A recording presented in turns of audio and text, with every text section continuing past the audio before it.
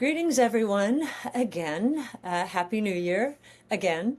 So I'd like to go through a bit of the normal drill and end up with big ideas. The normal drill is fiscal policy, monetary policy, economic indicators, market indicators, and then we end up with innovation.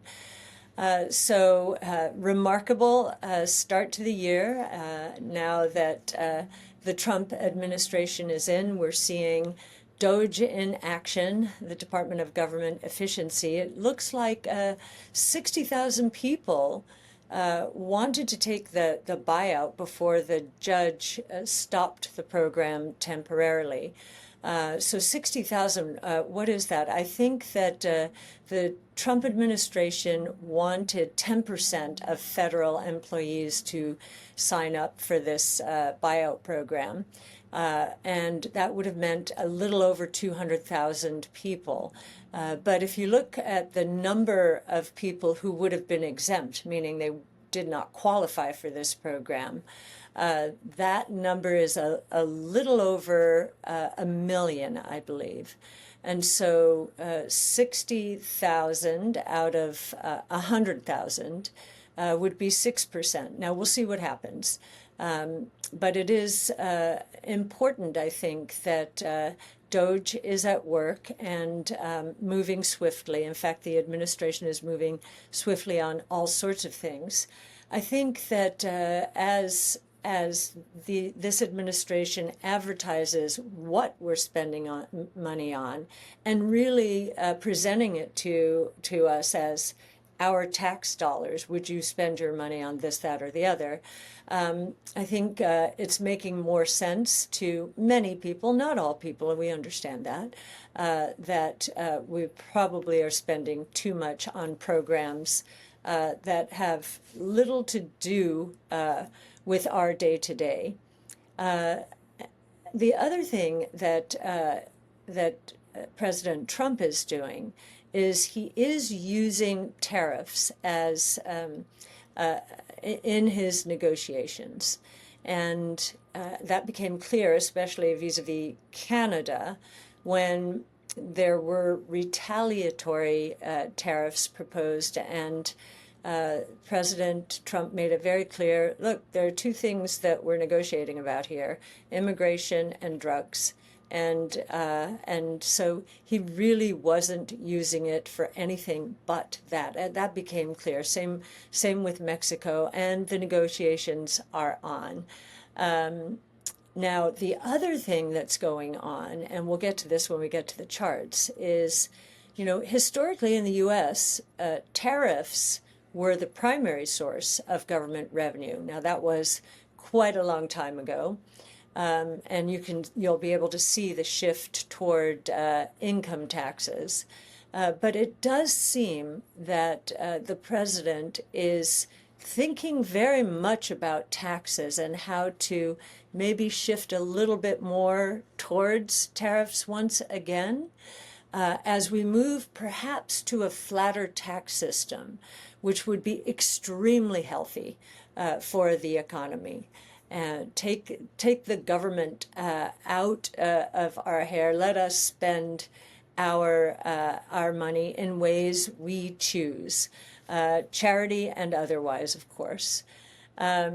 So we're very interested in that, and I think the market is beginning to sniff out that we're onto something here, because even though interest rates are still pretty elevated relative to where they were, at least, the equity market is acting pretty well throughout this period, with long duration equities, meaning equities like those in our strategies, very long-term relative to the market's focus, doing pretty well throughout all of these proposals, all of the negotiations, and so forth. We do know that President Trump feels he has to work quickly because within 18 months to 2 years, he will be considered a lame duck. Now, I'm not so sure about this president, but that's typically the way the cycle works. So we shall see. The other thing that we've learned is on the regulatory front. Deregulation is the order of the day. And I do believe that for every one regulation proposed, 10 will have to come off the books. I think they're going to be pretty strict about that, so that's interesting. And then even when it comes to spending, this administration is thinking about spending smarter. Even in the defense administration, we're hearing a lot about new technologies and less about the traditional defense industrial base, so that's good. I'm going to start going through the charts now, which will get us through monetary policy, economic indicators, and market indicators, and then I'll wrap with big ideas. So here we go. This chart is giving this administration license to cut spending and streamline the government in as many ways as possible, especially regulations, to stir economic activity. So the way to get the deficit down, so to get this line moving up, there are a couple of ways, actually. Cutting spending, which of course this administration is doing, raising taxes, which they do not want to do, except, interestingly, for perhaps private equity. We'll see if this time around the private equity tax breaks are eliminated. You know, philosophically, I don't really want tax rates to go up for almost anyone. I'm thinking, wouldn't it be nice to get the tax rates that private equity enjoys? So those are capital gains tax rates, 20%. Wouldn't it be nice to get those tax rates across the board in investing, including for companies like ours? We, of course, are subject to the maximum tax rate in terms of our own income. What about getting that closer to 20%? That would be consistent with a flat tax. So really paying a lot of attention to the direction taxes are going to go. And I think it's going to be very positive for the financial markets. The other way to get this deficit down is to grow the economy very rapidly, more rapidly than it has grown over time. And we think that is possible. I will get back to that when we get to our big ideas. We have a strong point of view about how much faster the economy could grow as this administration unleashes incentives for innovation and increased productivity, accelerated GDP growth. So we think the various programs are going to take this deficit certainly to where Treasury Secretary Bessent wants to get it, and that's 3%, minus 3% relative to GDP. But if this administration is successful in getting growth moving quickly as well, which we think it will be, we could get closer to that 0% mark. Now, here is the chart I was talking about. Tariffs versus income tax rates, both individual and corporate. At one point in our history, our early history, tariffs were the majority of government income. And you can see the switch in the early 1900s to income tax rates. I think the first income tax rate was 1%. And of course, now the maximum tax rate is, I think, more than 37% for individuals. I think that President Trump would like to get the share shift going again towards lower income tax rates and maybe higher tariffs. And maybe that's not a bad thing. I'm not a fan of any increased taxes, but it certainly did work well in the early days of our history. Here you can see, and this is updated for the latest real GDP growth and productivity numbers, we're around that 2.5% number for both right now. We'll get into this in a moment, but in the short term, given all of the uncertainties, we could see these dipping a bit until this administration has its programs in place. And the other reason it could dip a bit is because the velocity of money, I'll get into that in a moment, is already starting to slow. And so we'll touch on that in a moment. The dollar going up combined with productivity gains, those are two powerful anti-inflationary forces, and we do believe they're going to work. So the market's fears about inflation reigniting, we think, are misplaced. The yield curve, this has been an interesting story over the last really more than 13 years. You can see that the yield curve, which is the difference between long-term and short-term interest rates, short-term usually are lower than long-term interest rates. But you can see the slope. We've been in a declining slope in terms of this yield curve for the past 13, 14 years. And we ended up in an inverted yield curve for a little more than a year's time. Inverted meant long rates were lower than short rates.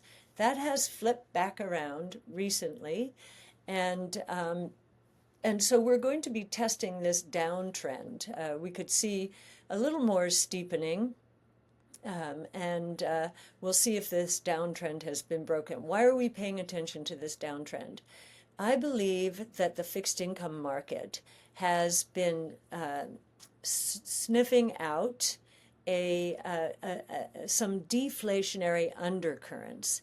And so long rates have not moved much above short-term rates because they are very much influenced by inflation. And so we shall see if this is true. If it's true, I think that the yield curve steepening will stop around maybe the 100 basis points and then start going down again. And as we've discussed before, if you look at the last period where innovation was in overdrive, which was in the late 1800s, early 1900s, telephone, electricity, internal combustion engine. That was a period also prone to deflation. And the yield curve was inverted much more than half of the time, and averaged an inversion of 100 basis points, or -1, you can see on here. It would be that point. And so let's see. I mean, we have much more innovation being unleashed today.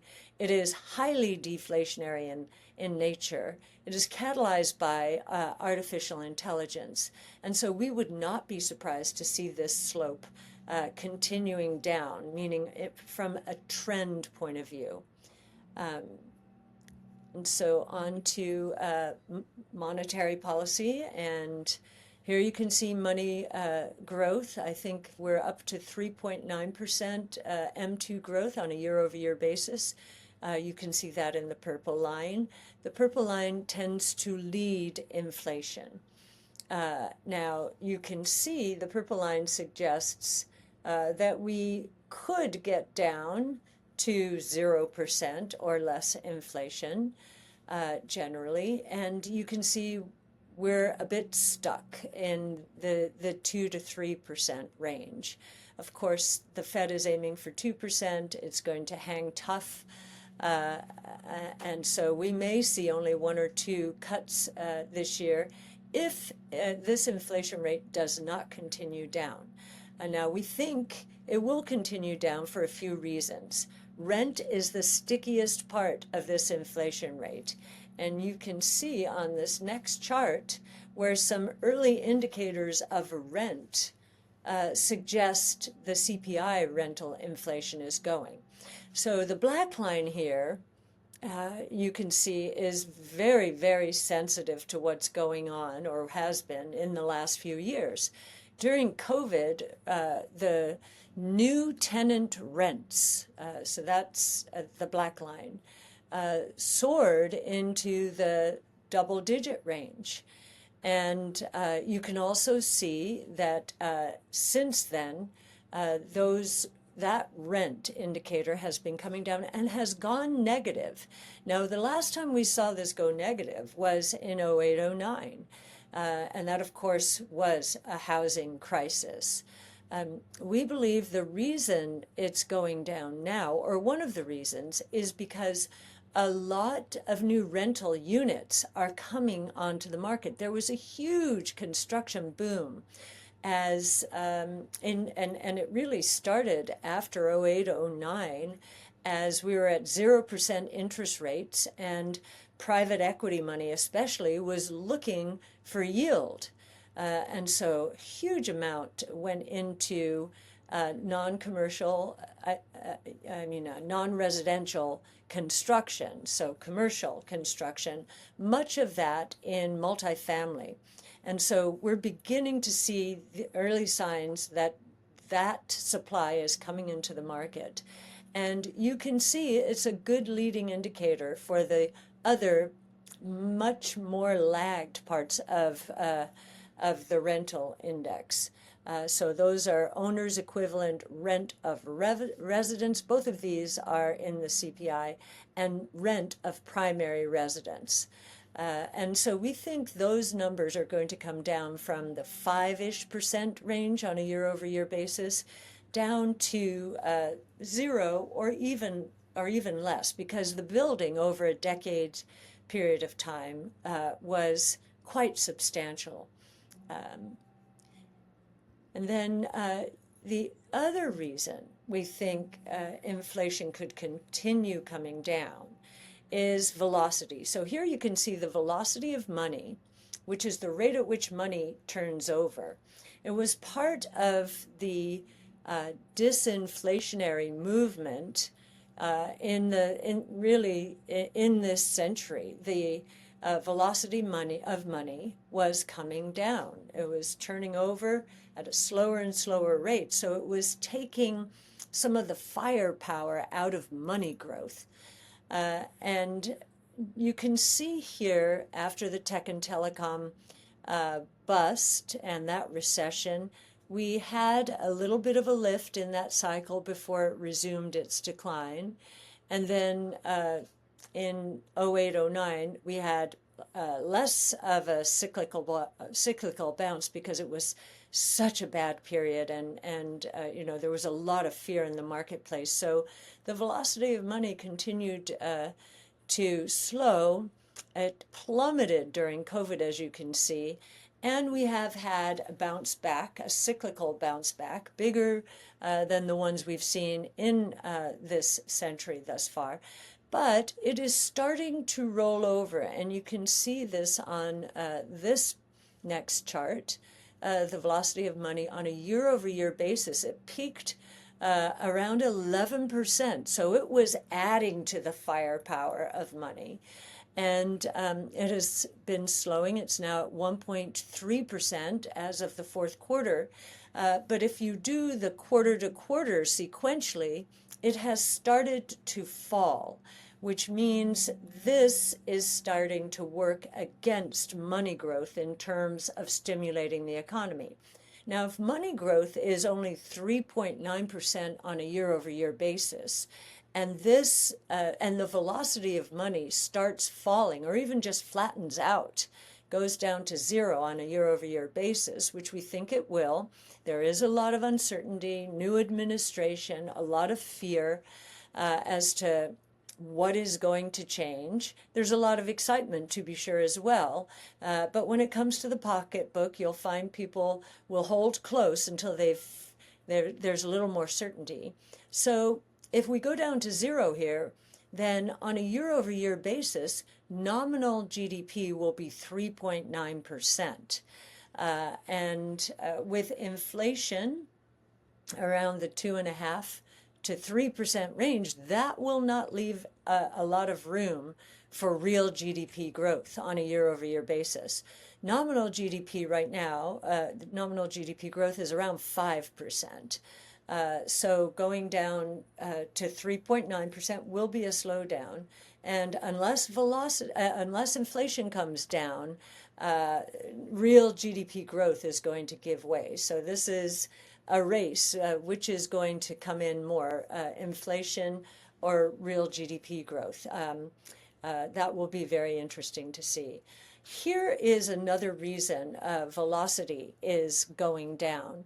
The Consumer Sentiment Index, which had a nice little bounce after the election, is coming back in. And I think one of the reasons is tariffs and fear of higher prices. And in fact, you can see that in this next chart. This is the expected inflation rate 1 year ahead. And you can see what's happened after coming down quite a bit since the highs after COVID. We've had in just 1 month's time, this metric soar to, I think it's 4.3%, something like that. And the reason we believe is fear of tariffs and another round of rising prices.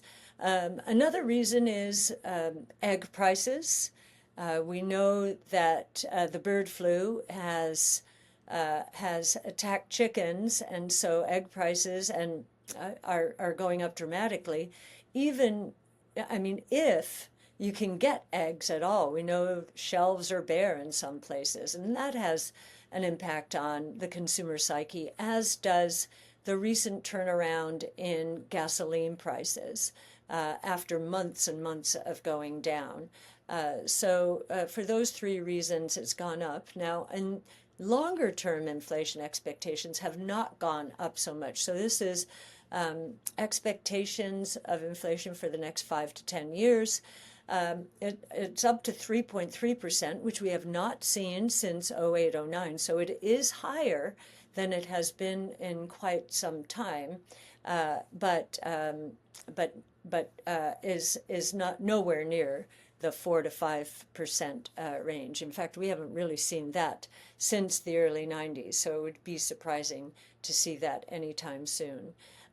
As you know, we expect the deflationary ramifications associated with technologically enabled innovation to start weighing on inflation now that electric vehicles are becoming a bigger piece of the pie. Those are deflationary in nature. You're seeing prices come down, and Elon Musk will make sure that they come down more and more quickly as he unveils his lower price car and the robo-taxis this year. We're seeing the deflation in robotics, although that's at a very low base. DNA sequencing, that too is at a very low base. AI is not at a low base. In fact, it's getting into everywhere and everything. And as we've said many, many times, AI training costs are dropping at 75% per year. AI inference costs are dropping 85, 90, maybe 95% per year, given what we've just seen from DeepSeek. And, you know, DeepSeek, we get a lot of questions about it. DeepSeek is really falling right in line with that deflationary pattern. I think the big question about DeepSeek is how much did they really do on those high-end workstations, which don't take very many GPUs, as opposed to in the cloud, which do take a lot of GPUs. So that's the big question, and we don't really have an answer. But it does beg the question, is AI going to move towards the edge more and more over time?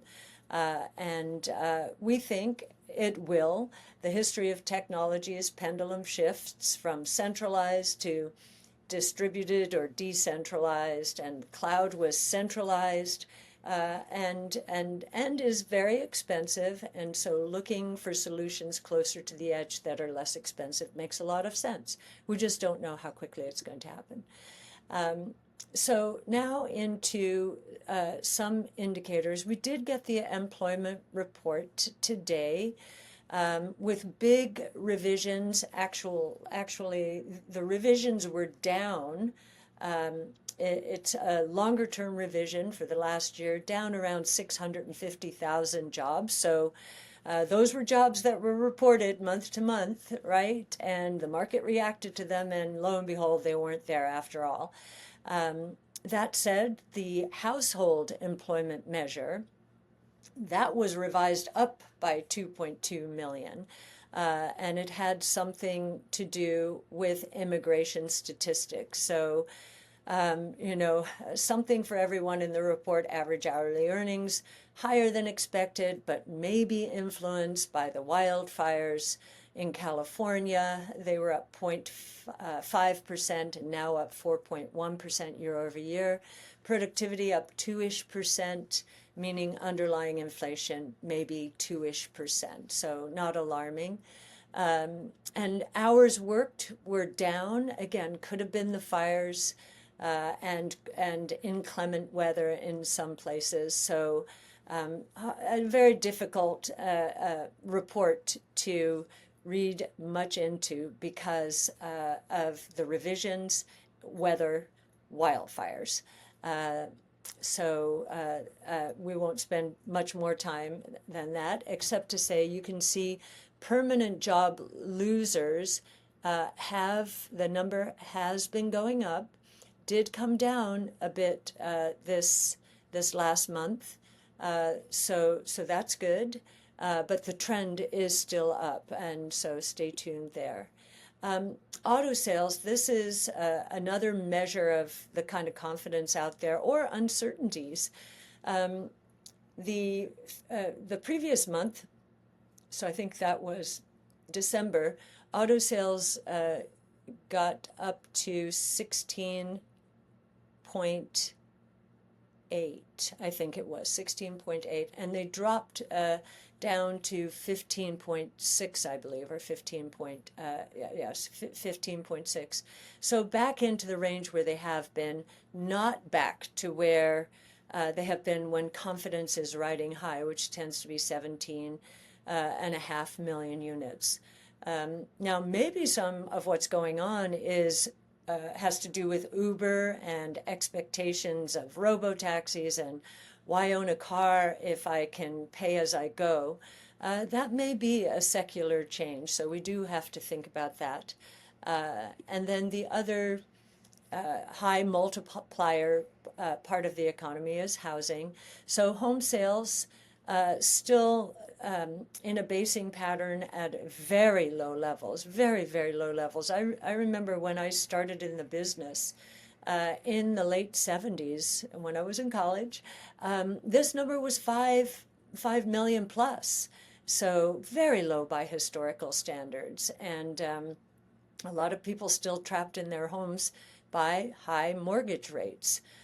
So that is a big problem, and I know President Trump and team are focused on it, and even are saying that they're paying much more attention to long-term interest rates as a measure of success than short-term interest rates. So I think the best way to get long-term interest rates is to cement the story that inflation's going to come down and surprise on the high side of expectations, with spending cuts in the government sector one way to get there.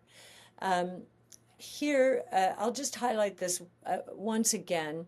This notion that smaller companies, as defined by as non-corporate entities, the net income of those has been hurt tremendously relative to the larger companies. Larger companies basically have a lot to say when it comes to regulation.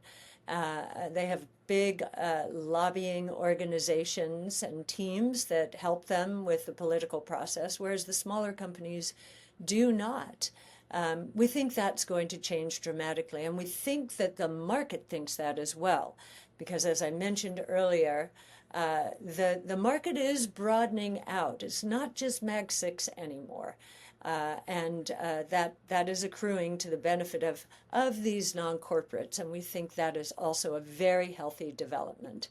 The 10-year yield, so market indicator, For most of my career, this yield has been in a downturn. I remember in the early 80s when I was at Jennison Associates talking about 5% interest rates when they were in the double digits, around 15.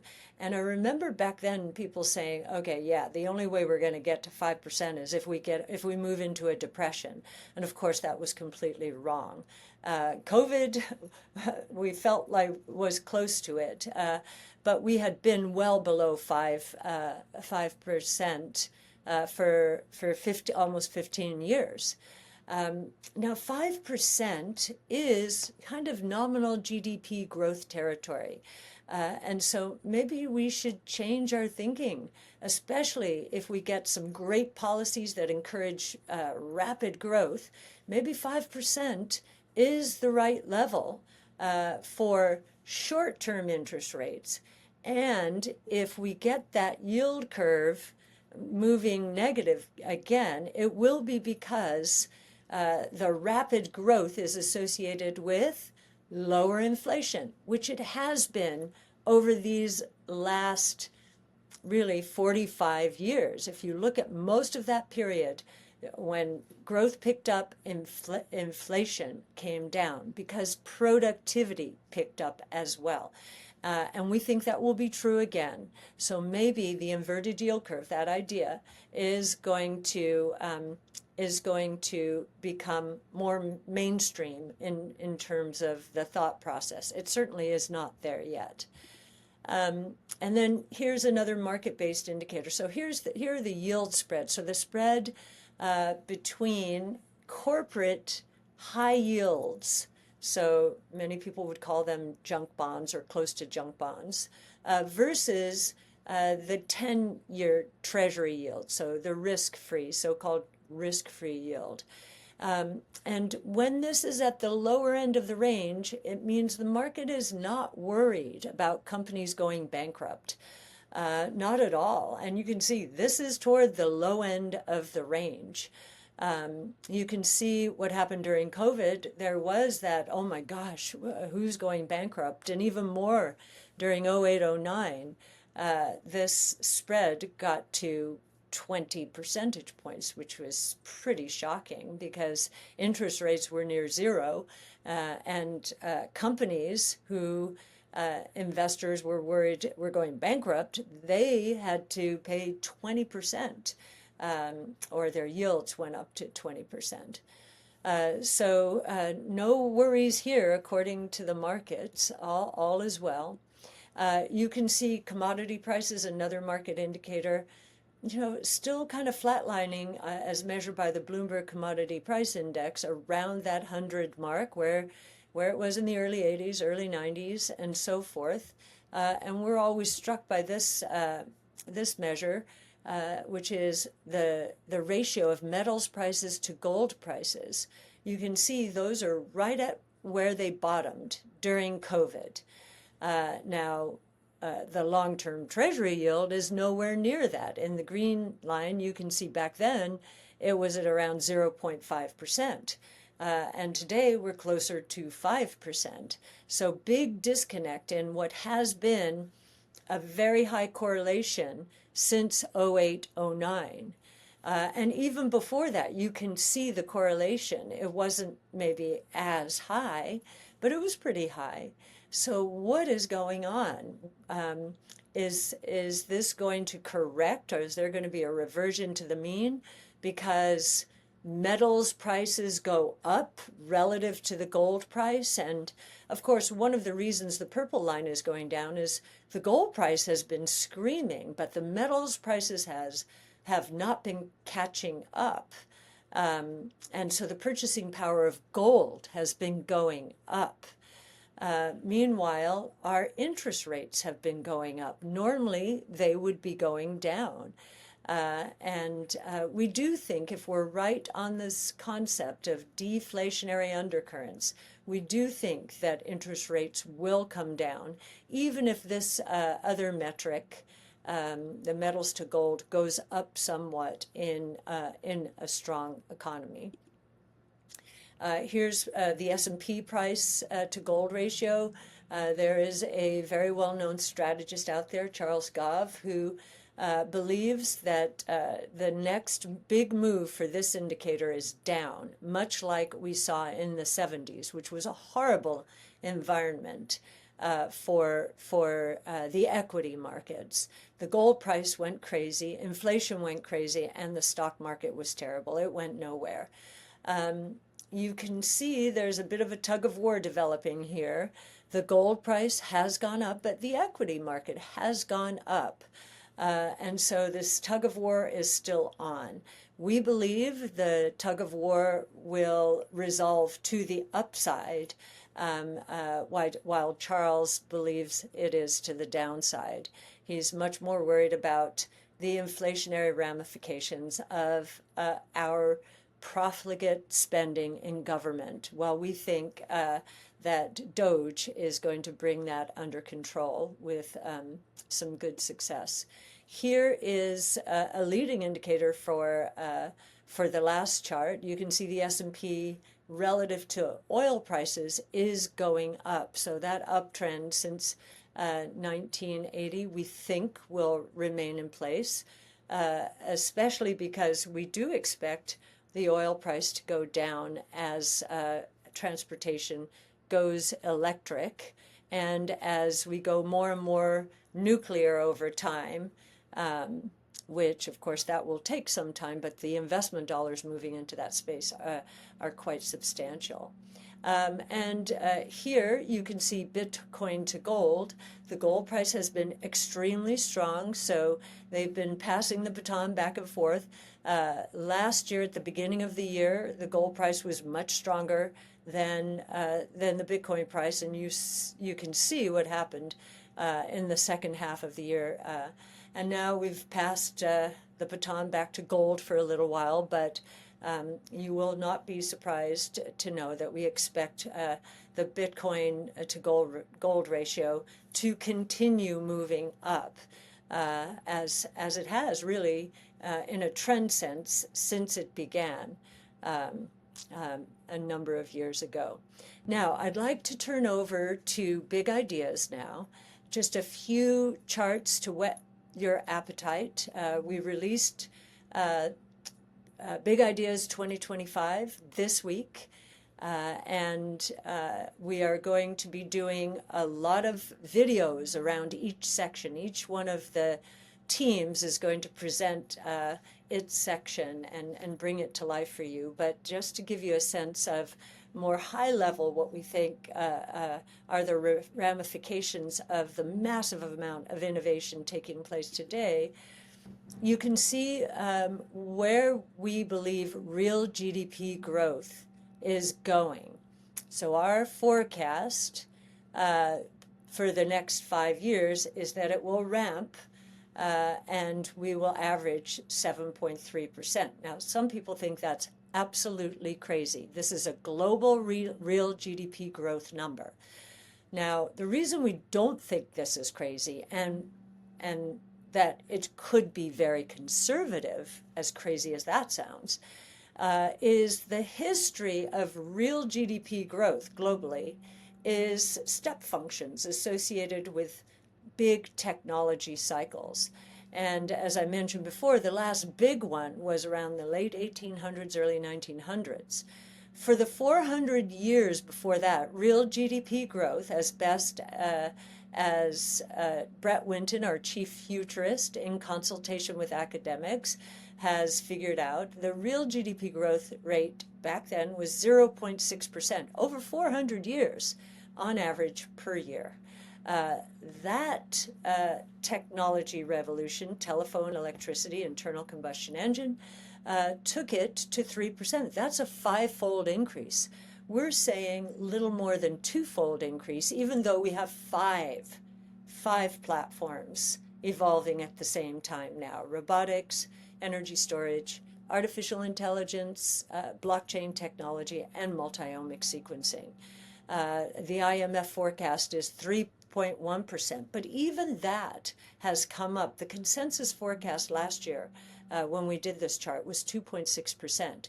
Now, many people understand productivity is higher.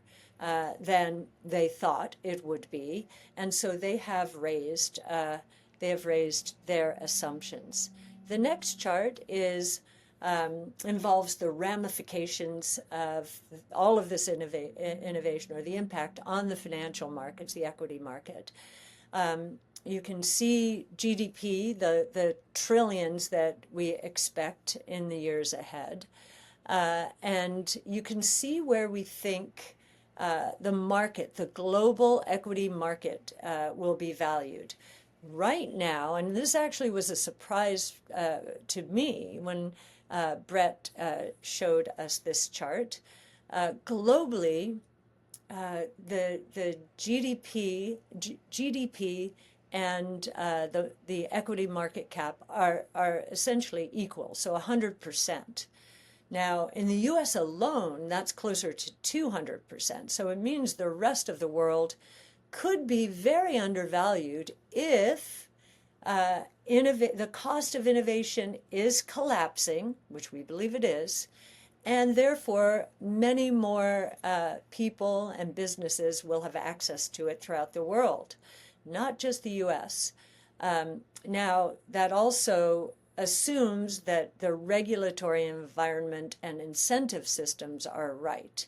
And they are not, especially in Europe. The regulations are very thick. I was just over there because it's not just the European Union regulations, but each country still has its own regulations. So I know they're trying to sort that out, and should, because we sense there's a high appetite for exposure to innovation in Europe. You can see where we think the market is going to accrue value during the next 5 to 6 years.